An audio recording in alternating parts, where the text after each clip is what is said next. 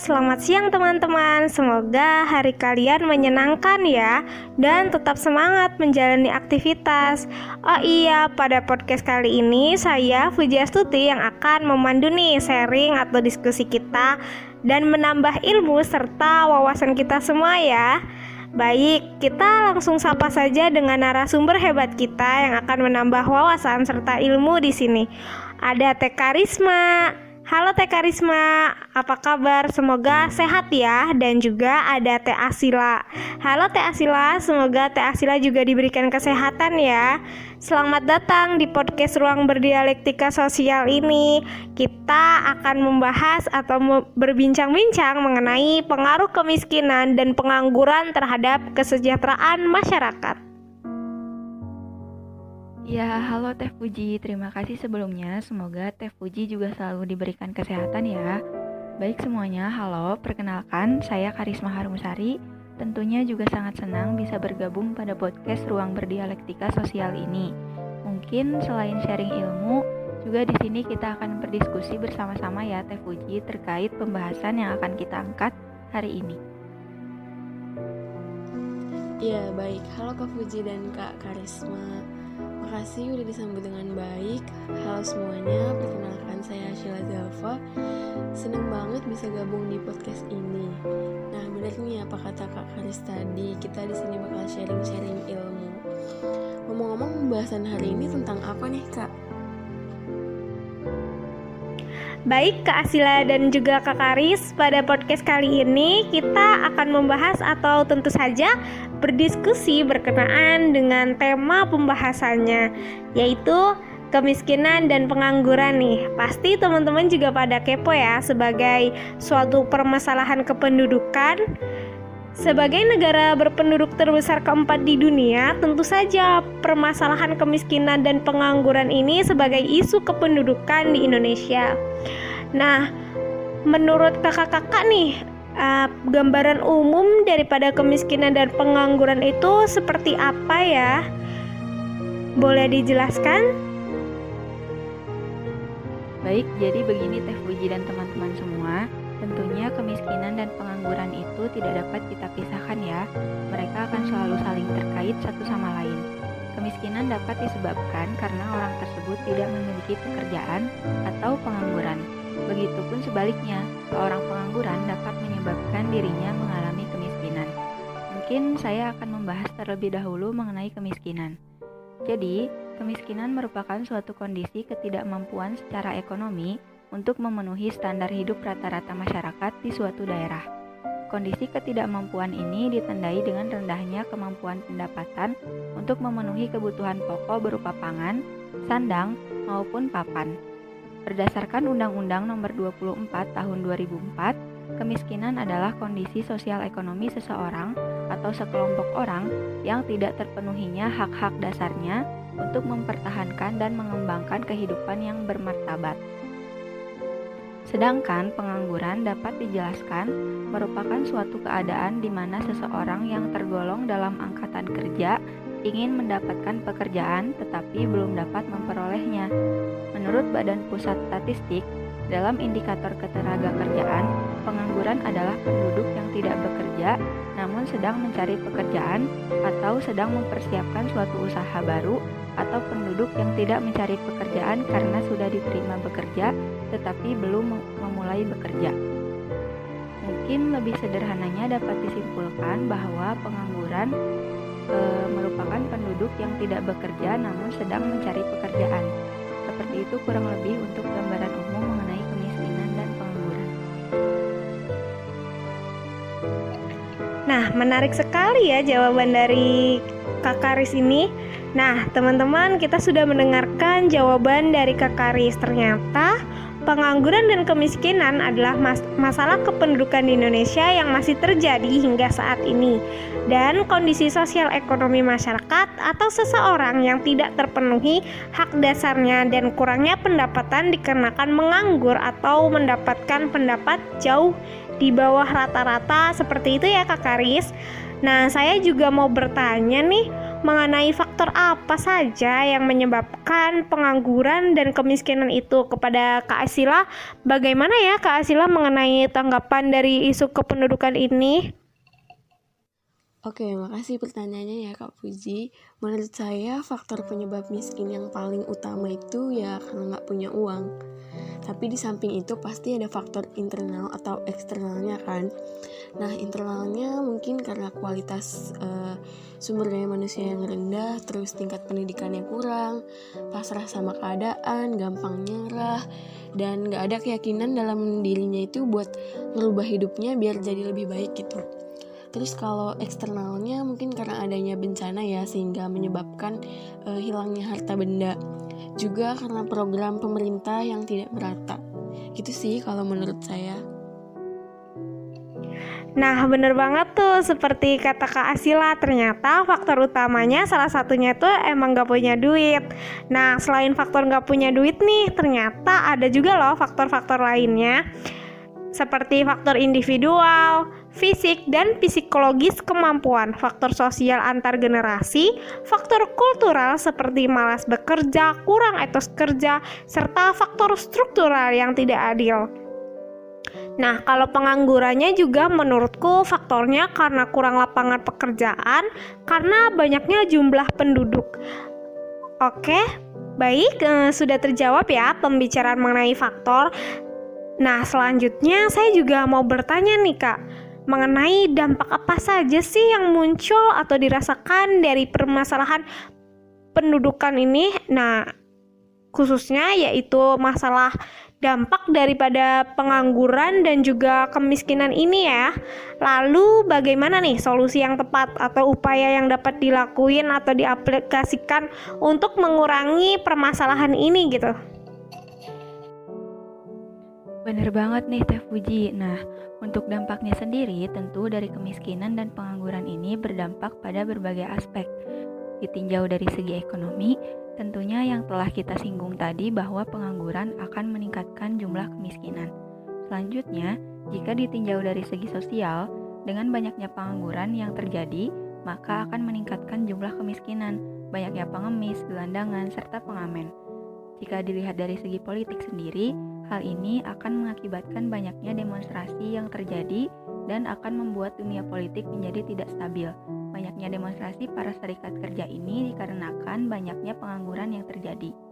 Lalu, jika ditinjau dari segi keamanan, banyaknya pengangguran membuat para penganggur melakukan tindak kejahatan demi menghidupi perekonomiannya, seperti merampok, mencuri, menjual narkoba, tindakan penipuan, dan lain-lain. Banyaknya pengangguran juga dapat meningkatkan pekerja seks komersial di kalangan muda karena demi menghidupi ekonominya. Nah, dari beberapa dampak yang ditimbulkan itu, pastinya harus ada upaya penanggulangannya ya Teh Puji dan Teh Asila. Ada beberapa upaya untuk mengurangi dampak tersebut. Di antaranya adalah pemerintah harus lebih banyak menyediakan lowongan pekerjaan. Untuk menghindari masalah pengangguran yang semakin serius, tambahan lowongan pekerjaan yang cukup perlu disediakan dari tahun ke tahunnya. Selain itu juga, meningkatkan program keterampilan atau keahlian bagi masyarakat yang akan mencari pekerjaan. Baik, terjawab sudah ya teman-teman hal yang bisa kita upayakan seperti yang dijelaskan oleh Kakak Risna. Kita beralih nih ke obrolan selanjutnya. Ngomong-ngomong mengenai pengangguran dan kemiskinan, tentu saja tak luput dari pembahasan ekonomi atau perekonomian. Nah, disinggung tadi cara mengembangkan ekonomi kreatif dan konsep ekonomi kreatif sendiri itu bagaimana ya Kak? Dan ekonomi kreatif berdasarkan potensi wilayah untuk meningkatkan kesejahteraan masyarakat dan mengurangi angka pengangguran itu bagaimana di suatu permasalahan ini? Cara mengembangkan ekonomi kreatif ya. Dari yang saya tahu sih ada beberapa strategi, diantaranya mempersiapkan insentif untuk memacu pertumbuhan industri kreatif berbasis budaya kayak perlindungan produk budaya, terus kemudahan memperoleh dana pengembangan, dan fasilitas pemasaran dan promosi. Terus bisa juga dengan membuat komprehensif untuk menggerakkan industri kreatif melalui pendidikan atau pengembangan SDM. Terus juga dengan membentuk Indonesia Creative Council sebagai jembatan untuk menyediakan fasilitas bagi para pelaku industri kreatif. Terus bisa juga dengan mengadakan pekan produk kreatif Indonesia, kayak pameran, gelar seni budaya, seminar, talk show, dan pelatihan. Selain itu bisa juga dengan mengadakan festival ekonomi kreatif kayak Java Jazz, Jakarta Food and Fashion Festival gitu. Baik, terima kasih Kak Asila. Bener nih teman-teman, kita bisa berupaya atau memiliki potensi untuk mengembangkan ekonomi kreatif untuk berusaha dan seperti yang dijelaskan Kak Asila tadi. Nah, pasti teman-teman juga bertanya-tanya nih, setelah pembahasan tadi mengenai pengembangan ekonomi kreatif untuk mengurangi angka pengangguran dan juga menambah pendapatan, selanjutnya bagaimana sih pusat keunggulan ekonomi serta pengaruhnya untuk kesejahteraan masyarakat miskin dan juga menganggur nih? Nah, untuk pusat keunggulan ekonomi guna meningkatkan kesejahteraan masyarakat miskin dan pengangguran, Indonesia memiliki beberapa pusat keunggulan ekonominya sendiri nih. Di antaranya ada PT Freeport Indonesia, lalu perusahaan tambang minyak negara, dan tentunya salah satu kebanggaan Indonesia sendiri yaitu Batik Indonesia. Nah, untuk PT Freeport merupakan perusahaan afiliasi dari Freeport MC Moran Copper and Gold Inc. Perusahaan ini menambang, memproses dan melakukan eksplorasi terhadap biji yang mengandung tembaga, emas, dan perak di daerah dataran tinggi di Kabupaten Mimika, Provinsi Papua, Indonesia. Selanjutnya, PT Freeport Indonesia memasarkan konsentrat yang mengandung tembaga, emas, dan perak ke seluruh penjuru dunia. Selain PT Freeport ini, Indonesia juga memiliki perusahaan tambang minyak negara yang bergelut dalam mendirikan dan mengoperasikan kilang minyak. Kilang minyak atau oil refinery adalah pabrik atau fasilitas industri yang mengolah minyak mentah menjadi produk petroleum yang bisa langsung digunakan atau untuk produk-produk lain yang menjadi bahan baku bagi industri petrokimia. Lalu yang terakhir adalah Batik Indonesia. Batik adalah salah satu hasil ekonomi kreatif Indonesia yang telah dikembangkan sejak dulu kala. Batik memiliki nilai seni tinggi dan sentuhan budaya Indonesia yang menghasilkan ciri khas berbeda di tiap daerah penghasil produk ini. Batik yang terkenal di Indonesia termasuk yang berasal dari Surakarta, Yogyakarta, dan Pekalongan. UNESCO telah menetapkan batik sebagai warisan kemanusiaan budaya lisan dan non-bendawi sejak 2 Oktober 2009. Pemerintah Indonesia pun telah mendokumentasikan 2.788 motif batik dan tenun tradisional agar tidak dicuri oleh negara lain. Nah, dari pusat-pusat keunggulan ekonomi yang udah disebutin sama Kak Haris tadi, pastinya kan ada pengaruhnya ya di dalam berbagai bidang kehidupan. Salah satunya tuh berpengaruh dalam migrasi penduduk. Contohnya, keberadaan PT Freeport memengaruhi kehidupan dan pendudukan di Papua. Dari yang saya tahu, sebelum tahun 1967, wilayah Timika ini adalah hutan belantara. Pada awal Freeport mulai beroperasi, penduduk yang hidupnya berpencar-pencar mulai masuk ke wilayah sekitar tambang Freeport, sehingga pertumbuhan penduduk di Timika meningkat. Terus selain di migrasi penduduk, juga berpengaruh di bidang transportasi. Contohnya, setelah ada PT Freeport di Papua, dibangunlah Bandar Udara Timika dan pusat perbekalan. Berbagai jalan-jalan utama sebagai akses ke tambang dan jalan-jalan di daerah terpencil mulai dibangun. Keberadaan pusat-pusat keunggulan ekonomi di Indonesia ini juga berkaitan dengan bermunculnya lembaga sosial ekonomi. Contohnya, sumbangan yang diberikan oleh PT Freeport Indonesia untuk masyarakat Papua amatlah luar biasa. Salah satunya adalah sekolah yang mendidik anak-anak asli suku Amume dan Kamoro dari berbagai daerah di pedalaman itu. Dibangun oleh Lembaga Pengembangan Masyarakat Amume dan Kamono, atau biasa disingkatnya LPMAK. Nah, selain bidang-bidang tersebut, masih ada lagi nih bidang-bidang lainnya seperti bidang pendidikan dan ketenagakerjaan. Contohnya yang batik tuh, seseorang yang nggak punya kerjaan bisa coba belajar membatik. Siapa tahu kan nanti jadi terampil, terus lama-lama bisa jadi tenaga kerjanya. Karena dari yang saya tahu, industri batik ini tuh emang menyerap banyak tenaga kerja.